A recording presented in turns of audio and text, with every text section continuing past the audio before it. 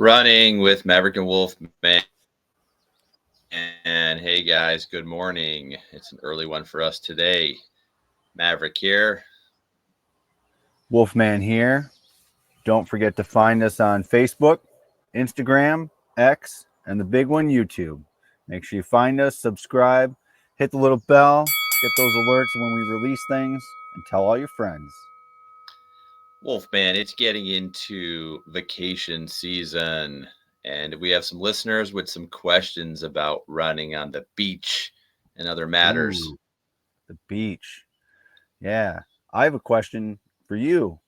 Speaking of vacation, and maybe we were going to cover it, but why don't, how did you do over the vacation with your fitness? Okay. Good. I would say I was actively moving around, but I wasn't running as much. But A little bit of dancing. uh, jumping some waves, little body surfing, boogie boarding, walking, running, carrying lots of objects to the beach. Kids. Um, but yeah, so one of the questions was about footwear if you're running on the beach. And I think you have done this a few times. So what would you recommend people wear while running on the beach?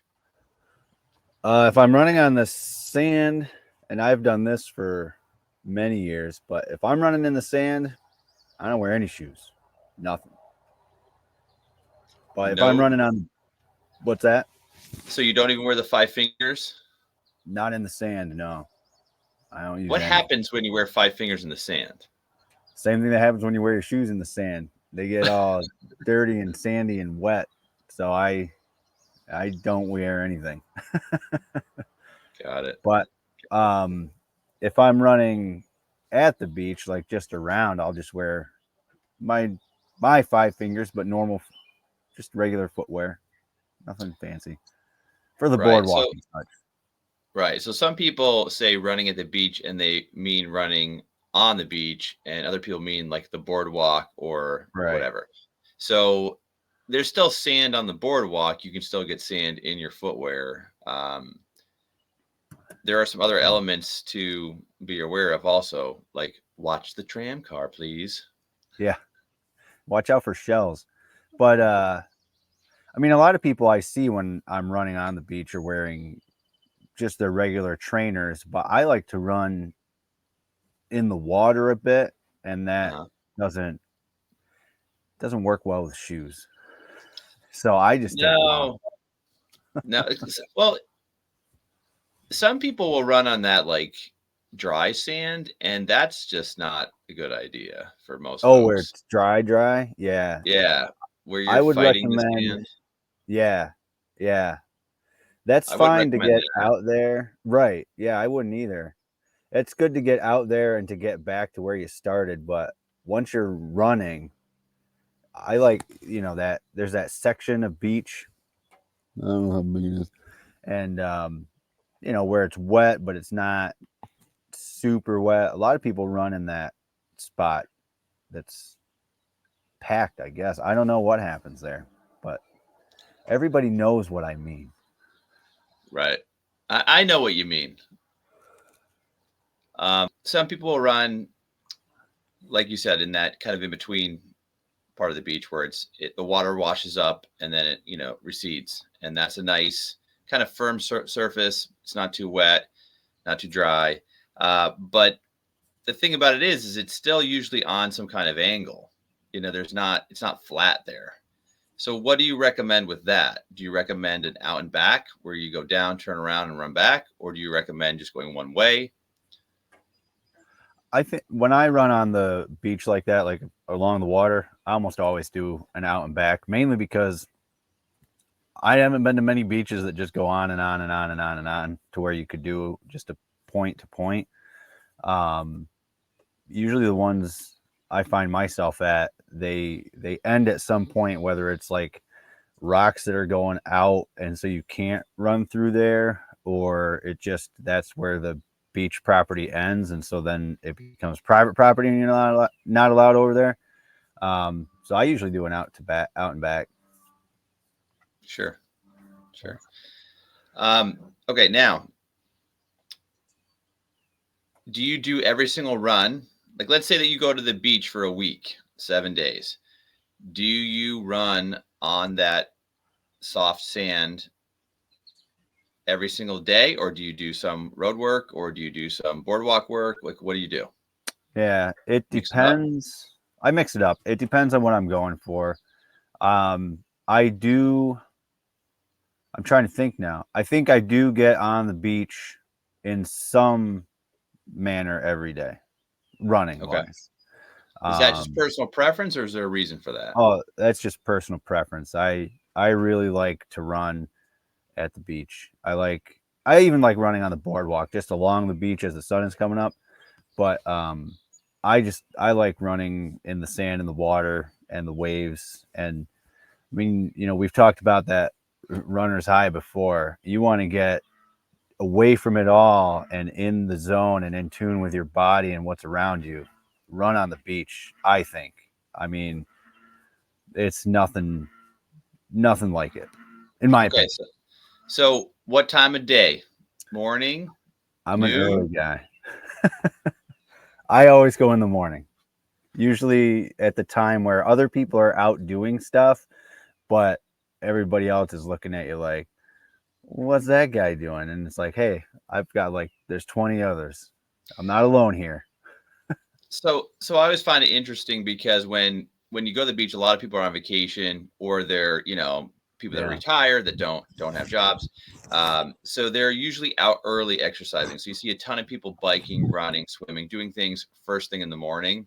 And Yeah. then as the day goes on, you see like less and less of that. Then you always see that like one occasional person like running on the beach, like doing something weird, like with a weight or something. Yeah. That Jumping like, over sand castles. yeah, right. Like, or like a soccer ball, they're like dribbling around people and like kicking into their Yeah. stuff. It's like, what are you doing? I agree. I'm always surprised at the amount of people I see exercising in the morning when I'm on vacation. But I mean, it's a good thing. Exercise is good. So power to them. Yeah, I always find that to be interesting. And then, like I said, there's the bike riders too. You have the like serious bike riders, and then the novice ones that are just kind of playing around. And yeah, it's fun. It's fun. It It's a is. good place to exercise. I agree. Yeah. It's usually a laid back, friendly crowd that they'll wave to you, but everybody keeps to themselves. Yes, yes. I do chuckle when I see the really serious, runner who's Yeah. running way too fast. I usually take it easy on those ones when I'm Yeah, on it's like vacation. it's a crowded boardwalk, and they're pumping through there, and you're like, it's not that long. There's a lot of people here. It's not going to thin out. Yeah. In that case, if you're gonna run some kind of speed workout or a tempo run or something like that, don't go on the boardwalk. Just go on the road Yeah. Yeah. or the beach if you really want to. But you're possibly gonna get some quad burn and some twisted ankles going, Yeah. sprains. Sprains and strains. So, but yeah, no, it's a good place to work out. So we appreciate the question. Yeah. Um, what now? As far as this goes, the beach is really humid. So how's your breathing when you're there? Discos. I haven't been to any discos. I Do you, kid. do you- I've never noticed a problem with my breathing running. In fact, um, I think you did this too, but for many years I had an inhaler because of asthma. And I mean, when I was marathon training probably 10 years ago, we went to Hawaii, and I went out on a run to do 18 miles, and I realized I'd forgotten my inhaler. And I was like, oh, well, I guess if it's meant to be, it's meant to be. But I had no problems. And then I did the 18 miles, no problems. I mean, it wasn't like I could get my inhaler. You know what I mean? Like, it was quite far away. And then I took a pulmonary function test when I got back, and they said, yeah, you don't need that thing anymore. And even now, I will sometimes put it in my pocket just to have it, and it's like a mental crutch or something. But man, Huh. no problem, no problemos. So did you notice a difference using it prior to that? Like, did you feel it was beneficial? For a long time, I had stopped feeling the benefit of it, and Hmm. my wife had told me, well, you probably, if you're not noticing a benefit from it, you probably don't need it anymore. And I was like, well, they told me, blah blah blah. But yeah, Huh. it took leaving it to realize I really didn't need it. And then I still took a test to make sure. Right, right. So what age did you end up getting an inhaler? I was like 4 or 5. Oh, really? Oh yeah, I was young. And my friend was the doctor who ordered the test, and he's like, you don't need to take a test. He's like, go for a run really hard, and then take your inhaler and go on the same run, and if you feel different, you need your inhaler, and if you don't, you don't. I was like, yeah, but I need evidence. See, I didn't know you can change that. I always assumed that was just the way that you were, I don't and then know. after years of running and talking with people and doing what we do, uh, yeah, I've realized that it can change, just like allergies can change. Yeah, People have yeah. allergies, they don't have allergies. There's a difference in that as well. Um, it's pretty interesting. Pretty I thought it interesting. was pretty interesting too, because I didn't think it was one of those things you could change either. But Yeah. Yeah. I actually had a doctor one time tell me, just go swimming and then you'll probably get rid of that need for that inhaler. And I was like, I don't have any time to go swimming. I'm not a swimmer. I'm not going to take up a new hobby. was it just the increased aerobic capacity? Is that what he was thinking, or? Apparently, I guess with the way that the swimming works with your lungs, it would increase my abilities or something. She was saying, Yeah. I don't know. She didn't expand on it, and I never really looked into it. But I just assumed it was something with the way that your lungs work while you're swimming in the water. Hmm. I don't know. Interesting. Does it bother you at the beach, the humidity? Uh, the humidity just bothers me in general. I mean, Not breathing wise, just in general. It's I just was gonna say I'm not a the fan of uncomfortable feeling. humidity either, but I wouldn't say I'm a fan of humidity. I'm not looking for that in my life. uh, The one anyway, time we were down in I think it was Hilton Head, South Carolina, and it was like it was like 100% humidity, and it was like close to 100 degrees. That was not a comfortable run. I think me and my brother went out for like maybe 8 miles. Whew, yeah. you're looking to just get out of that. You're like, this is not fun at all. Do you remember? Do you remember when we went to the Outer Banks at one time? And I tell this story to people. So we went to the Outer Banks, and it was that one year there was a heat wave coming through North Carolina at that time. Yeah. And we're like, oh, we should run when we're there. And yeah, we'll run most of the days. What time should we run? Oh, we're on vacation. We're not setting an alarm. We'll just go when we go. That first day we went out without an alarm. Oh my God, I thought we were going to die. It was so hot. Yeah, that's the thing about it. Like you think it's a good idea, then you realize it's Oh, a terrible idea. And if you don't have a spot with shade or something, oh, it's just worse. I think we set an alarm every time we ran after that morning because it had to be like 115 degrees. I mean, it was hot. Yeah, it's just there's no break. And then when you're on Yeah, the beach, it's just worse. And then you're getting burnt. yeah. I like that story though. That's a fun story. Yeah, that was a hot year. That one Oh, was scorcher. yeah. Sometimes though, when you have those days, then you get done running, and the ocean doesn't even relax you because it's too hot. No, I know. I know. I don't What are we doing remember in what North we did. Carolina? We should have went to Jersey, maybe Yeah, Maine. Maine would have been nice. I like Maine. You ever swim in Maine? No. I did. It's not many people go in. It's like you by yourself. Oh, I remember. I was going to tell you this about the running on the beach. So where we go in New Hampshire, there's a big like um, lifeguard lookout post and where they do everything. Yeah. And they train there, and they have a bunch of cones that they have a route mapped out, and they do like laps where they run in the loose sand for quite a while, and then the hard packed sand, and then they get in the water and do stuff in there, and then come back out on the hard packed sand, and I mean it's impressive to watch, because they're boogieing on all of it. I mean it's something. That's the thing. Like when I'm at the beach now, like people like relax and they like want to just bake in the sun. I'm not that person. You should join these guys, man. I would if they let me. They don't let you do that. I was gonna say they probably won't let you. Yeah. Yeah, I'm always like watching people like work out, or I'm like, I want to be doing that. There's like a buoy floating out in the water, and I'm like, I want to swim out to that buoy and then come back. How many yards do you think that is? Do you think the lifeguard would be upset if I swim all the way out there, 200 yards and back? He probably wouldn't be upset unless you couldn't get back. It depends on where you go. Sometimes they whistle you just for going out too far. Even if you're like, even if you're swimming, like if you're swimming, off the beach and you're going like way down or whatever, they still whistle people sometimes. It's like they're working out.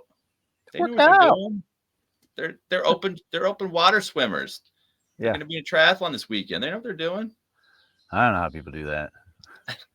I don't like going where I can't touch the bottom myself. Really? Yeah. Like I'll go in the water, but not if I can't touch the bottom. I don't like that. Yeah, that doesn't. I think you just get used to it.